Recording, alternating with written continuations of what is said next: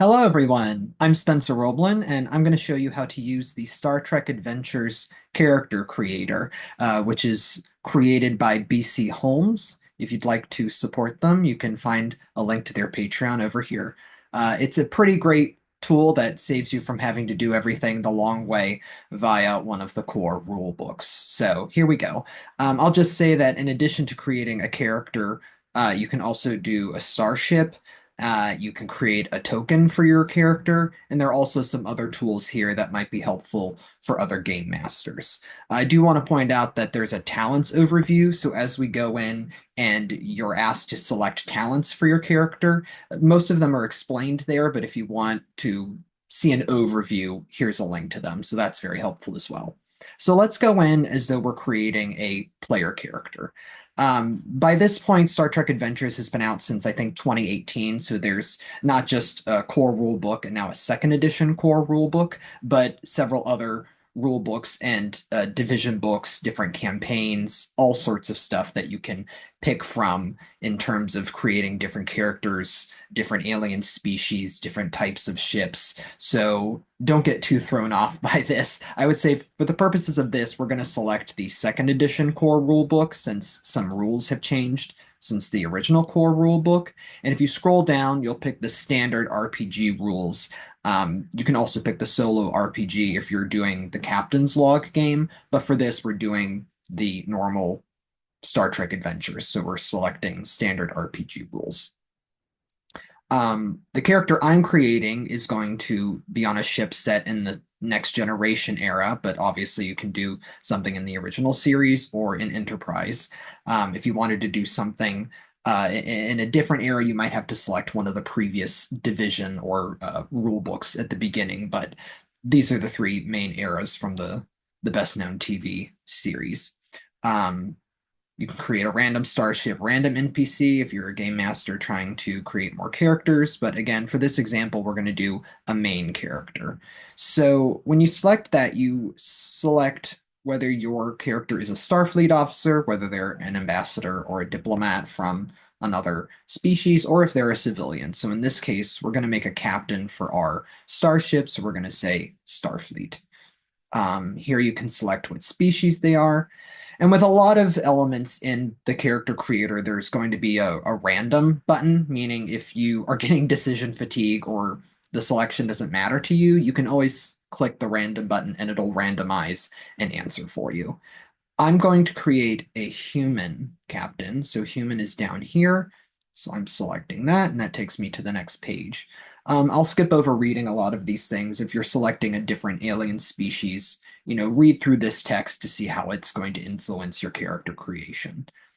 Um, every character has attributes and disciplines, and don't get too hung up on which ones to select when it's telling you to select three or select two on various pages. Um, it's not something that's going to mess up your character if you're being a little bit arbitrary about it. But I would just say keep in mind that how you view your character, think about what their strengths are or what they're best at, and you can kind of put more weight on those attributes than on others. So, for example, I see my character, Chester Mittencourt, as a captain, an older captain, a veteran who is very knowledgeable and has a lot of charisma and presence and likes being a mentor to younger Starfleet officers. So in this case, I'm going to put a point in control, but I'm also going to put a point in insight and presence because of his age and his experience. Say next. And then the environment in which your character um, grew up, I think is what this is asking. And again, you can randomize this, but for the purposes of my character, I believe that he was born on his home world, Earth. So I'm going to select that. And then it's going to ask you like how growing up on his home world affected his character. And for me, I see him as having grown up in the aristocracy. So he knows a lot about etiquette, and he also knows a lot about diplomacy. Maybe he had parents who were diplomats and were always around a lot of important people, so he was learning a lot about manners and how to maneuver a lot of social situations like that in an upper class environment on Earth somewhere. So with that regard, I'm going to add a little more to his presence because of that. And then I think with regards to the departments, same thing, whether your character is in Starfleet, whether they're in the command, security, or science division, that's what this has to do with. So I'm going to put more points towards command because he's going to be in the command division. Now, with values, as a reminder, a value is something that your character can cite when they are trying to do a specific action. So, it's something that centers their conscience, I guess, not to get too heady about it, but this is saying give your character a value based on their upbringing on their home world. So in the case of Chester Mittencourt, I'm going to give him um, the value, since he grew up very upper crust, that he's going to have tidy as you go as a value. And that may be something that he can cite during a mission that may give him the upper hand if he's trying to clean up a situation or keep things from getting too out of control. Early outlook. What are some again things about this person's past that either they accepted or they rebelled against in their upbringing? So we kind of already said that, but I think like with diplomacy and politics, that's what I would suggest for my character since he grew up around that.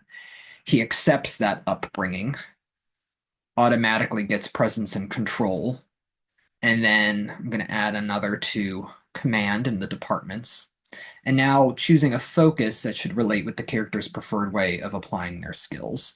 So a focus is, I would say, like a part of a character's job that they like more than others, perhaps. So as a Starfleet officer, you're kind of dealing with diplomacy a lot. So I would say that one of Chester Mittencourt's focuses is diplomacy.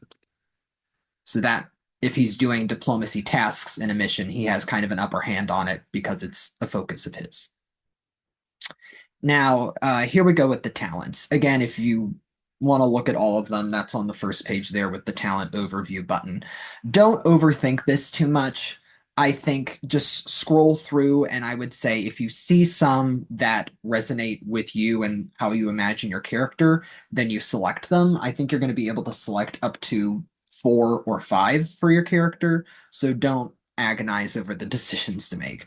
I would just say picking a talent that has to do with his experience in diplomacy growing up and in Starfleet, I would try to find something here that relates to that. So perhaps I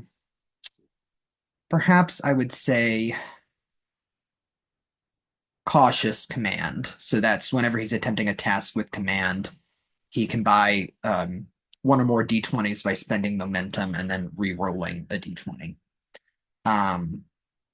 Or maybe this is more appropriate actually. Collaboration. Whenever an ally attempts a task using command, you can spend 1 momentum to allow them to use a score for that discipline and one of your focuses. Why not for this we do that and we can move on. But as you see, there's a lot to pick through, and you'll have another chance to pick some more. Okay, what was his track in Starfleet? It's the command track. And again, based off that, we can add points to more attributes, and then we'll talk a little bit about disciplines. So I'm going to add more to control. I'm going to add some to daring, but then I'll add some to reason as well. And again, don't overthink it too much. With discipline, that's regards to the different, I guess, departments within Starfleet or Star Trek as a whole. So primary discipline is going to be command as opposed to con. And then for secondary disciplines, I'm going to give him science because that's where his interest was, as well as, why don't we say con? Great. And moving on.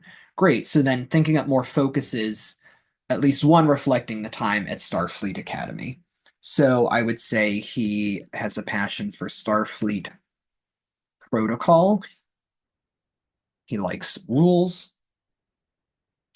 Um, I would say that he um, got very interested in spatial anomalies. And then I would say um, teamwork, because he made a lot of good friends there and he learned um, how to work best with people. And a value, I would say he learned that your crew is your family. All right, and another talent with that regard. Why don't we pick studious, which I think is down here. And that will help him in certain situations. All right, and we'll move on. Career length. I said that he's a veteran. He's been around for a while. Um, and so a value that comes from having been a veteran in Starfleet, I would say that a value for him is never, ever, ever give up. And that kind of already gives him automatically the veteran talent. So that was something automatically chosen for me. Career events. So there's a list here of things that could have happened to your character while they were in Starfleet or while they were growing up that can affect who they are now and what skills they have. Um, Again, don't overthink it, but just again, if any of these resonate with you, you think, oh, I can see my character having gone through that and been shaped by that, then you can select it. So one thing is that my character has dealt with a plague on a mission before, so I'm going to select that. And that automatically gives him more insight and some medicine. But then a focus he gained from that was, um, let's see, infectious diseases.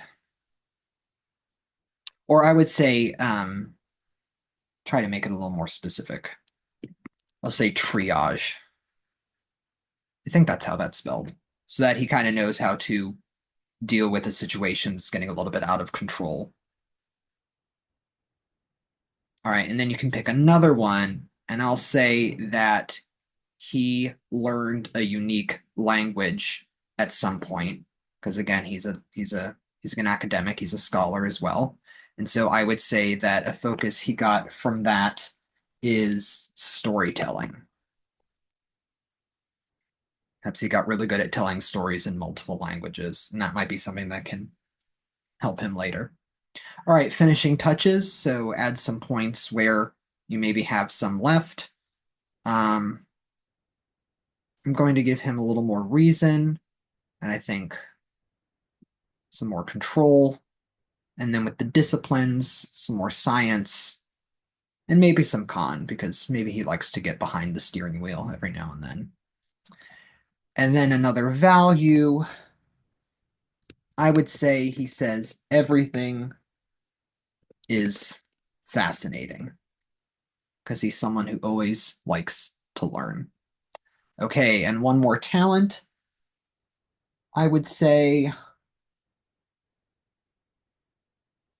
we're just picking one. I'm going to go with cautious medical.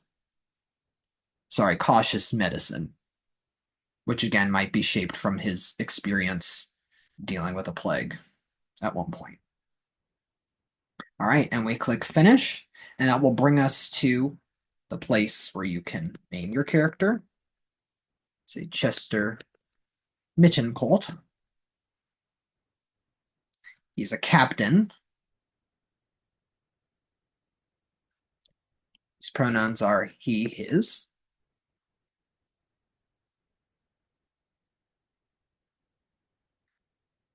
Pastime. What does your character do when they're not on duty? I would say that I think he likes chess. Seems like a chess kind of guy. And then a, an additional trait in addition to his human trait, I would say something that sticks out about me is that he is old as hell. He seems like someone who's very frail, is always on the verge of kind of like falling over, puffing into smoke, but he's actually very sharp and really with it. He just gives the appearance of being very haggard. Um, he's assigned to the USS Symphony. Um, he's the commanding officer. This is where you can select your character's position on the ship. Here are all of our values together to make sure I haven't repeated any of them. And that's it. We're good. You can click view and it'll bring up what looks like the first edition player card. And what you'll want to do at this point, if you need to go back and change anything, you click modify. But at this point, you can export to PDF. And I would select, since we're doing a second edition, I would select this landscape style. And the reason for that is that it will have the explanation for your talents on it if you forget what they mean. So you select that one, you export to PDF, and then you're good to go. All right, thanks for watching.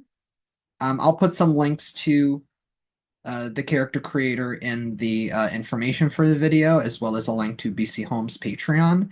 And have fun, happy flying, and live long and prosper.